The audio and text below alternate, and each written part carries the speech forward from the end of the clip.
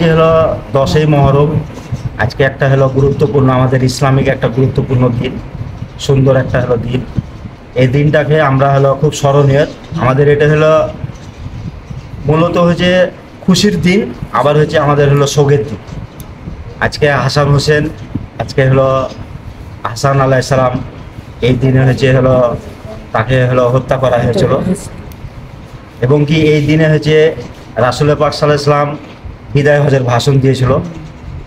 আবার কি এই দিনে হচ্ছে হলো আদম আলাইহিস সালাম, মা হাওয়া দুজনা একত্রিত হয়েছিল। ইব্রাহিম আলাইহিস সালাম এই দিনে আগুনের ওনাকে তো নিক্ষেপ করা হয়েছিল, নমরুদ ওনাকে হলো আগুনে নিক্ষেপ করেছিল, ওনাকে এই দিনে আল্লাহ তাআলা মুক্তি দান করেছিল।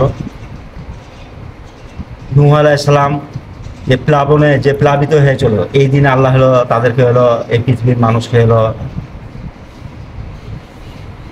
তাদেরকে হলো আল্লাহ তাআলা মুক্ত করেছিল এই দিনে।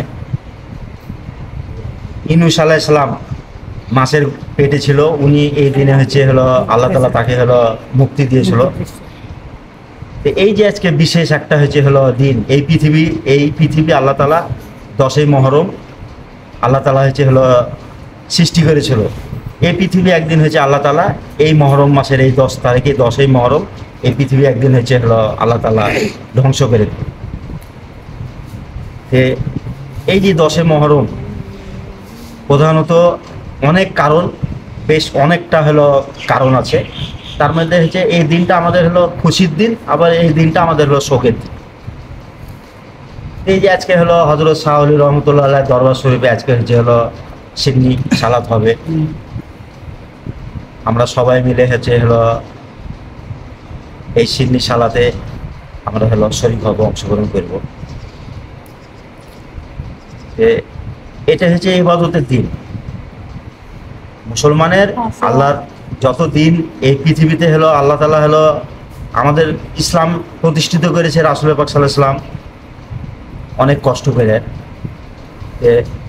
আমাদেরকে মানুষ আল্লাহ তাআলা সৃষ্টি করেছে একমাত্র আমাদেরকে ইবাদতের জন্য, তাছাড়া অন্য কোনো কারণ নাই, অন্য কোনো কারণ নাই। আমাদেরকে আল্লাহ তাআলা হচ্ছে হলো ইবাদতের জন্য সৃষ্টি করেছে। এই নর আর নারী, জিন, ইনসান কে আল্লাহ তাআলা ইবাদতের জন্য সৃষ্টি করেছে, তাছাড়া অন্য কোনো কারণের জন্য সৃষ্টি করেনি। আর এই যে সংসার আদি, ব্যবসা বাণিজ্য, ক্ষেত খামার, এগুলো আমাদের জরুরত, এগুলো জরুরত মেটানো কাজ, জরুরতের কাজ। কিন্তু আসলে মূলত আমাদেরকে আল্লাহ তাআলা সৃষ্টি করেছে একমাত্র ইবাদতের জন্য।